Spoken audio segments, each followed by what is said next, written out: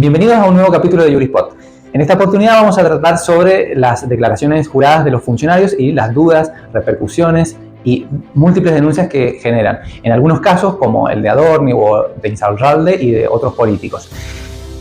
Todo esto conmociona a la sociedad y pone en tela de juicio el valor de las declaraciones juradas como tal. Por eso, para hablar de este tema, hemos invitado a un colega, el doctor Miguel Canciani.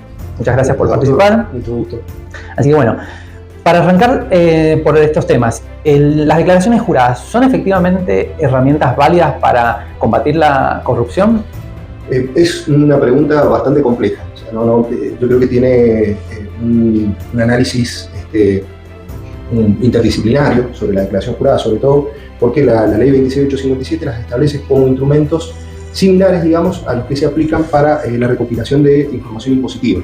Entonces, en ese contexto, digamos, como que está estructurada más hacia lo burocrático, lo formal, y no está prevista, digamos, como una herramienta para controlar, podríamos decir en tiempo real, o la trazabilidad, ¿no es cierto?, del patrimonio de un funcionario. Creo que ahí es donde radica principalmente el inconveniente que puede afectar la eficacia. No es una radiografía 100% certera. Exacto, ese es el problema, justamente la trazabilidad. Lo que vos decís, te saca una foto de un momento del patrimonio y luego esa foto no se actualiza. Digamos, la actualización depende de la intervención de la Oficina Anticorrupción y de cómo evolucionan estas declaraciones juradas, pero hay que tener en cuenta varios factores, como te decía. Creo que es multifactorial en cuanto al análisis de la eficacia de esta declaración jurada.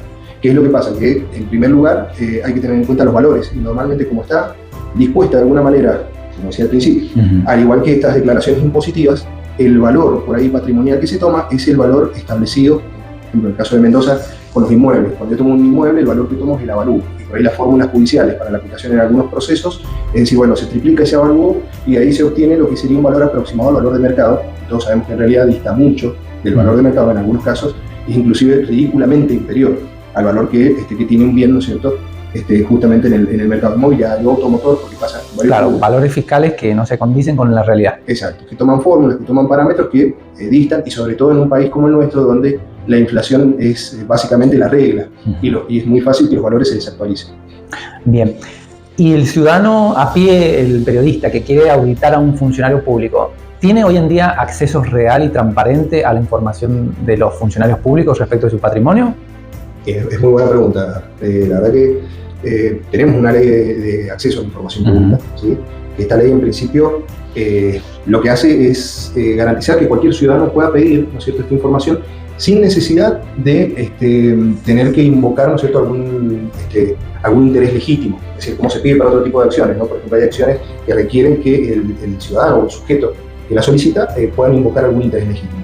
En este caso no, porque bueno, se trata de información justamente pública, información que hace también a los principios que establece la Constitución. Es decir, tenemos un sistema de gobierno con un modelo republicano en donde una de las bases de ese modelo es la publicidad de los actos de gobierno. O sea, que es una garantía constitucional. Es una garantía constitucional el acceso a esa información pública. El problema es cómo está organizada esa información pública y cómo el ciudadano a pie puede acceder.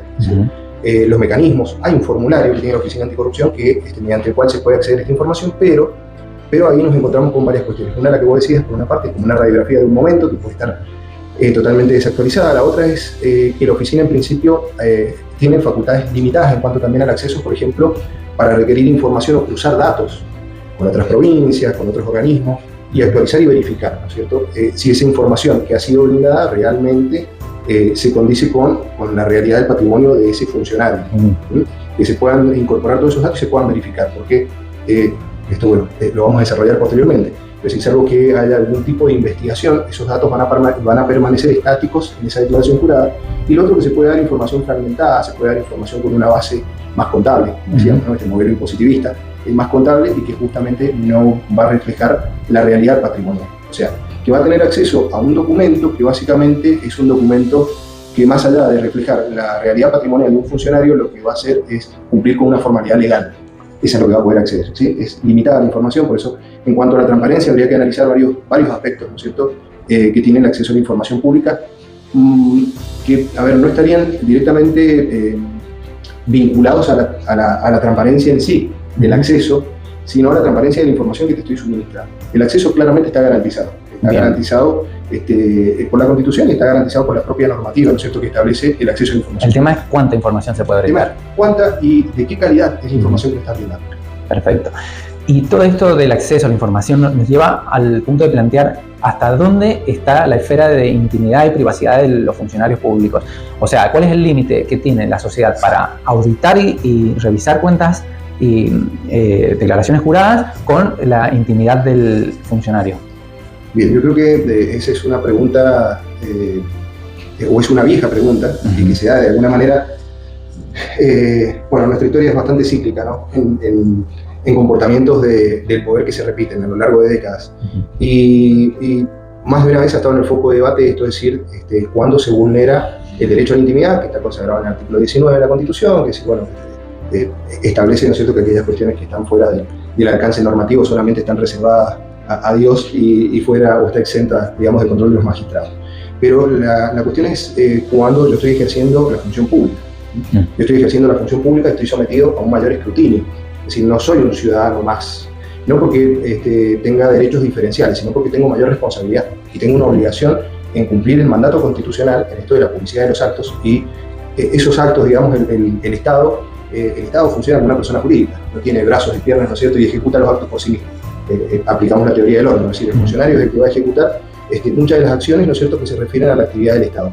Entonces, en ese rol que cumple, está sometido a un mayor escrutinio, y las limitaciones, digamos, o la vara que le va a poner un límite a ese escrutinio es mucho más baja que para cualquier otro ciudadano. Yo diría que se limita a veces incluso a derechos personalísimos, es decir, bueno, mantener la intimidad de su familia, de sus hijos, su domicilio, porque obviamente que no solo puede ser víctima de, no sé, en la actualidad se han hecho bastante frecuentes los scratches, manifestaciones, ¿no es cierto?, del domicilio, sino que también por la función pública que ejerce puede ser víctima de otro tipo de ataques, ¿no es cierto?, que son más complejos o que pueden comprometer, por ejemplo, la seguridad del Estado, ¿no?, o cuestiones vinculadas a secretos de Estado y otras cosas que son mucho más sensibles. Pero fuera de esto, digamos, está sometido a un mayor escrutinio de lo que hace. Si hace viajes opulentos, si cambió su auto por un auto de lujo, y bueno, va a estar sometido al escrutinio, cualquiera puede, preservando, ¿no es cierto?, estos datos de intimidad, estos datos que hacen a derechos personalísimos, otras cuestiones, cualquiera puede llegar a solicitar que se inicie una investigación cuando hay una duda razonable, ¿no es cierto?, en esto. Y no habría otra forma de hacerlo si no se le permitiera, digamos, mayor escrutinio que a un ciudadano común.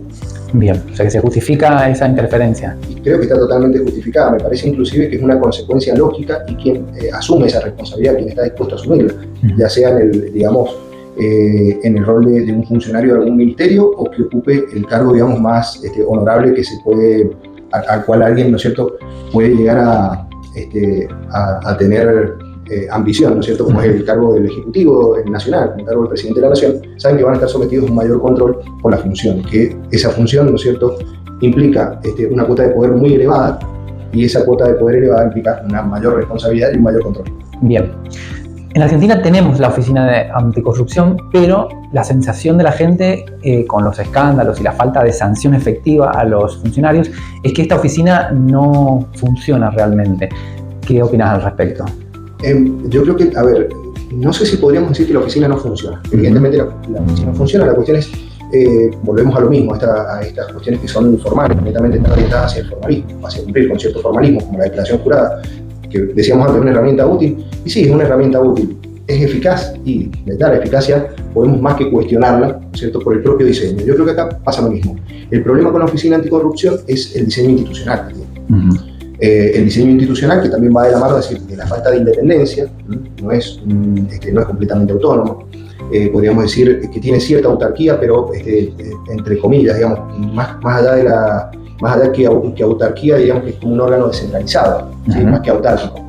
Y la otra cuestión es la capacidad de ejecución que tiene, cuáles son las limitaciones que tiene para investigar, perseguir la investigación, ¿no es cierto?, de algún supuesto ilícito cometido por un funcionario que haya sido evidenciado a través de la declaración jurada. Para esto también tendría que tener todas las facultades para hacer un cruzamiento de datos con otros organismos de esa declaración jurada, actualizarla, y ahí no haría falta que ningún ciudadano denuncie, sino que la propia oficina tendría que ponerse en manos a la obra y iniciar investigaciones. Bueno, esas son limitaciones claras que tiene la oficina, cuestiones que obviamente no hace por falta de capacidad de ejecución para algunas, limitaciones que tienen las facultades, y como sabemos, los organismos públicos, los funcionarios públicos, digamos, no gozan de algunos de los derechos que goza cualquier ciudadano. O sea, una inversión de la carga del artículo 19. ¿Qué es lo que pasa? El artículo 19 por ahí de manera más comúnmente conocida, es decir, todo lo que no está prohibido por la ley está permitido para el ciudadano. En cambio, para el funcionario público, para los organismos públicos, esta carga se invierte, es decir, solo pueden hacer lo que expresamente está dispuesto por la ley. Si yo a un organismo no le doy facultades, es decir, bueno, el hecho de que no sea ilegal, dicen, algunos pueden pensar por qué investiga, ¿sí? En la Oficina Anticorrupción. Bueno, no está determinado específicamente algunas facultades por la ley, y ningún organismo público puede ir más allá de lo que la ley le establece como facultades. Bueno, eso justamente nos lleva a la última pregunta, que muchas de estas conductas... Y te agrego sí. algo más, perdón que te interrumpa antes.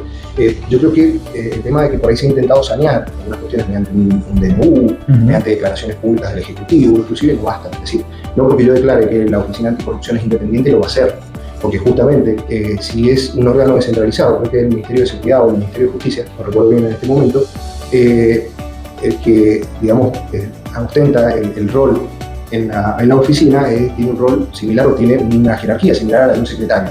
Por lo tanto, pertenece al entramado de la administración pública, y desde el entramado de la administración pública, digamos, ¿quién es el jefe máximo de la administración pública nacional? Es el Ejecutivo Nacional, es el presidente de la Nación. Más allá que esos cargos por ahí estén compuestos con algunos integrantes de la oposición, no basta, no alcanza. Yo creo que en la reforma del 94 se intentó ver o se visibilizaron algunos de estos problemas, no solamente... tratar de equilibrar ahí la influencia, tratar de equilibrar los poderes, creando órganos extrapoder. En eso nació el Consejo de la Magistratura, el Ministerio de la Defensa Pública, etc. Y nació el cargo que si bien no es un órgano extrapoder, el cargo del jefe de gabinete de ministros. ¿Por qué? Porque tenemos un sistema excesivamente presidencialista. O sea, tengamos en cuenta que hasta los jueces, si bien tienen que rendir un concurso luego para la elección del pliego, ¿no es cierto?, y el envío al Senado lo hace el Ejecutivo, ya sea a nivel nacional o a nivel provincial. Entonces, esto marca claramente la influencia que tiene el Ejecutivo, como te decía, con esto de, si bien no es un órgano extrapoder, lo repito, el jefe de gabinete de ministros se trató de comprimir todas las facultades que tenía y se le dieron algunos para compartir responsabilidad, ¿no? Hay algunas cuestiones que el jefe de gabinete de ministros tiene responsabilidad sobre algunos controles, decisiones y de los decretos que más allá lo firma el Ejecutivo, lo firman los demás ministros. Entonces tiene una responsabilidad, se trató de alguna manera de menguar, ¿no es cierto?, esa excesiva capacidad que tenía, pero no ha sido suficiente. Por ejemplo, la Oficina Anticorrupción debería ser un órgano extrapoder para garantizar su independencia, su autonomía, y la otra, es decir, el Ejecutivo también le asigna el presupuesto. O sea que de cierto modo la termina controlando. Todos sabemos que inclusive una ley que no tiene asignado un presupuesto básicamente queda disfuncional.